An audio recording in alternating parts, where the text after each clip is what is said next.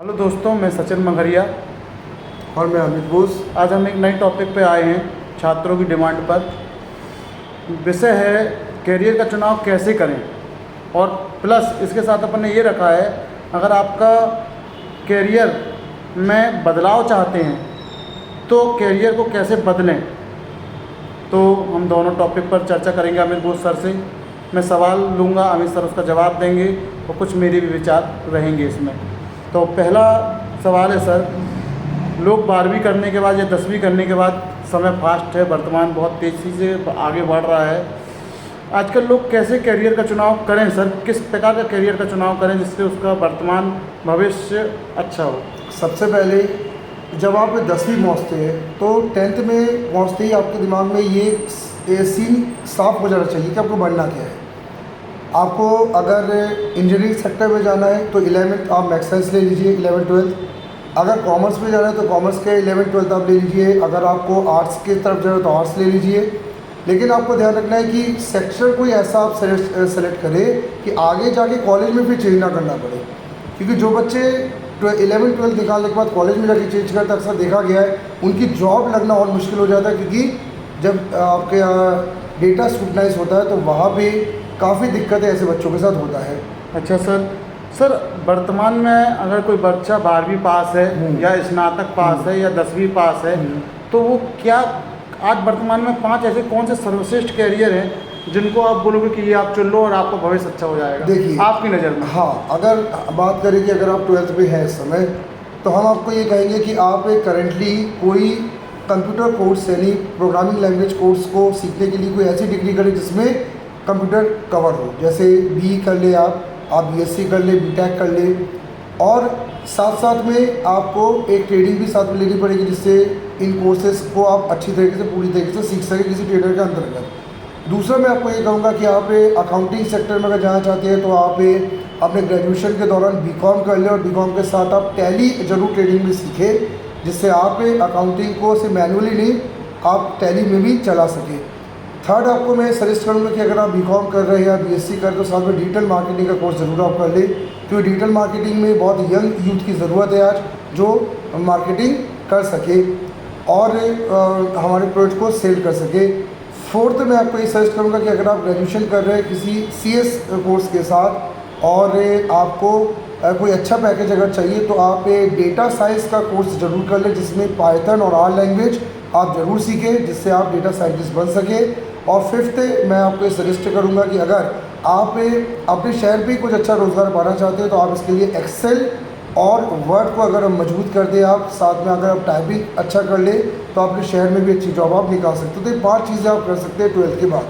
Sir, कई बार देखा गया है लोग जैसे स्टूडेंट अपनी इच्छा के अनुसार सरकारी नौकरी की तैयारी करने लगते हैं। कोई IT क्षेत्र में जाने के लिए IT क्षेत्र में जाने की इच्छा रखता है तो वो IT क्षेत्र में जाने के कोर्स करता रहता है। कई लोग CA बनने की इच्छा रखते हैं, CA करते रहते हैं, लेकिन कई बार देखा गया है वो उसमें सफल नहीं हो पाते। तो क्या उनका एक B प्लान होना चाहिए? देखिए, आज प्लान भी बहुत ज़रूरी है। अधिकतर लोग देखा गया अपने शहर में कि प्लान के रूप में गवर्नमेंट जॉब की तैयारी करते हैं, और गवर्नमेंट जॉब्स में जैसे कि देखा जा रहा है विगत कई वर्षों से बहुत ज़्यादा वैकेंसीज डाउन हो रही है और इनके रिजल्ट्स भी बहुत लेट से आ रहे हैं, जिस कारण से आपका एज फैक्टर जो है वो भी आपका ख़त्म होता जा रहा है। तो इस प्रॉब्लम्स का सॉर्ट आउट करने के लिए आपके पास एक ऑप्शन क्या है, आप प्लान B के रूप में किसी ऐसे सेक्टर को चुनें जिसमें वैकेंसीज बहुत ज़्यादा और कम समय में आपको सफलता दे सके।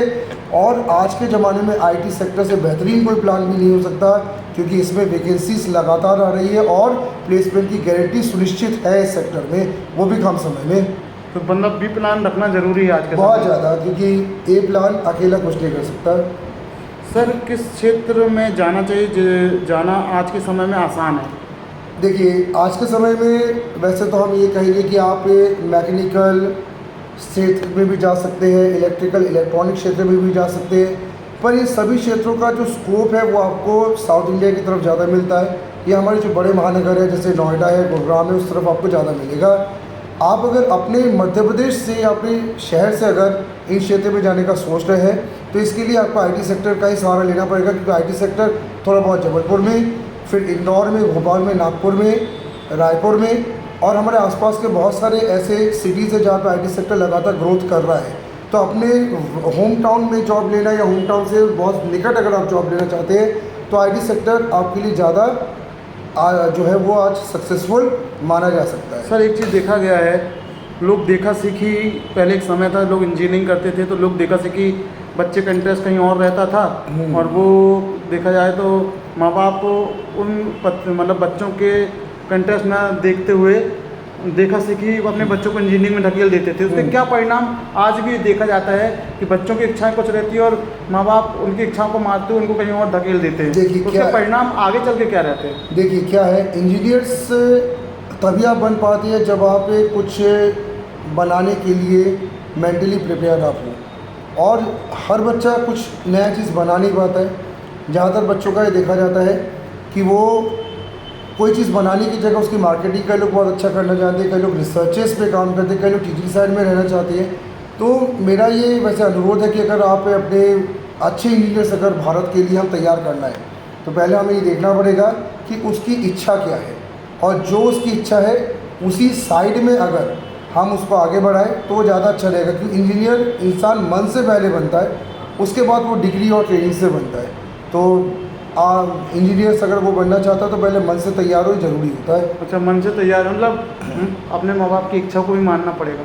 अब देखिए, अगर कैरियर आपको बनाना है तो इसके लिए आपको कई सेक्रीफाइस करना पड़ेगा, और फादर मदर कभी गलत नहीं बोलते, लेकिन फादर मदर के समय जो टाइम उनने देखा है, आज सिनेरियो बहुत बदल चुका है।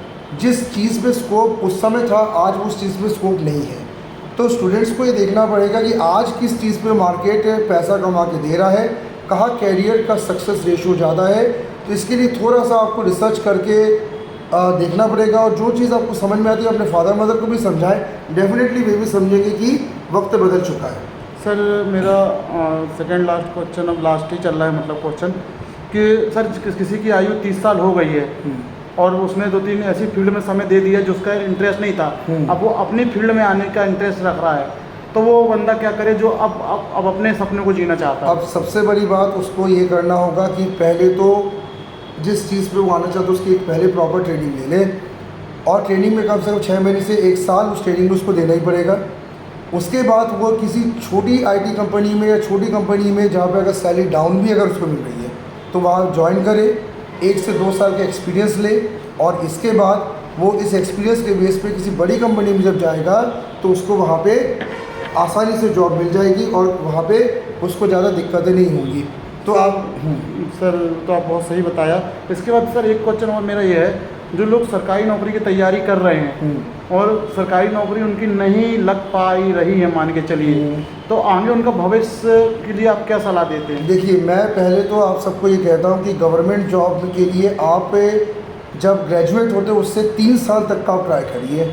अगर 3 इयर्स के अंदर अगर आपकी गवर्नमेंट जॉब नहीं लग रही है तो आप फिर दूसरे सेक्टर्स पे ट्राई करना स्टार्ट करिए, क्योंकि आपको 27 या 28 एज तक एक प्रॉपर सेक्टर में जाके आप खुद को स्थापित करना होता है।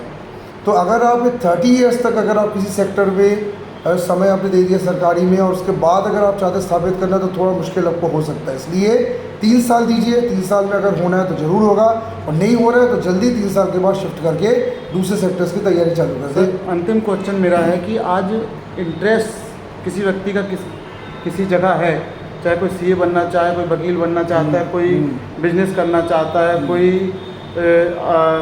आईटी में जाना चाहता है, तो क्या आज का वर्तमान समय ऐसा है कि वो सब पाया जा सकता है?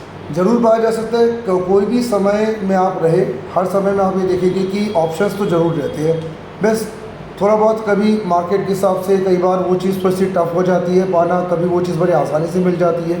अमाउंट का कंपटीशन है और कितने मौके आपको मिल रहे हैं, तो जाना हर जगह आसान है, लेकिन एक चीज़ जो विगत कई वर्षों से देखा जा रहा है कि हर सेक्टर में जाने के लिए अब कंपटीशन का सामना ज़्यादा करना पड़ रहा है, और लगातार जो है उस सेक्टर के कोर्सेस में क्योंकि अपडेशंस हो रहे हैं, नई नई चीज़ें उसमें डाली जा रही, तो अब आपको थोड़ा मेहनत ज़्यादा करना पड़ेगा किसी भी सेक्टर में जाने के लिए। तो कंपटीशन और मेहनत आपको ज़्यादा मतलब फेस करना पड़ेगा। साधन आसान हो गए, मेहनत ज़्यादा हो गई। हाँ, साधन आसान है, मेहनत ज़्यादा है, और सिलेबस और अपडेट होते जा रहे हैं। पहले 10-15 सालों में साधन भी आसान नहीं, साधन भी मुश्किल थे, मेहनत भी ज़्यादा थी, अब एक चीज़ कम हो गई है। हाँ, लेकिन मेहनत बढ़ती जा रही है, कंपटीशन भी है और सिलेबस नया आता जा रहा है।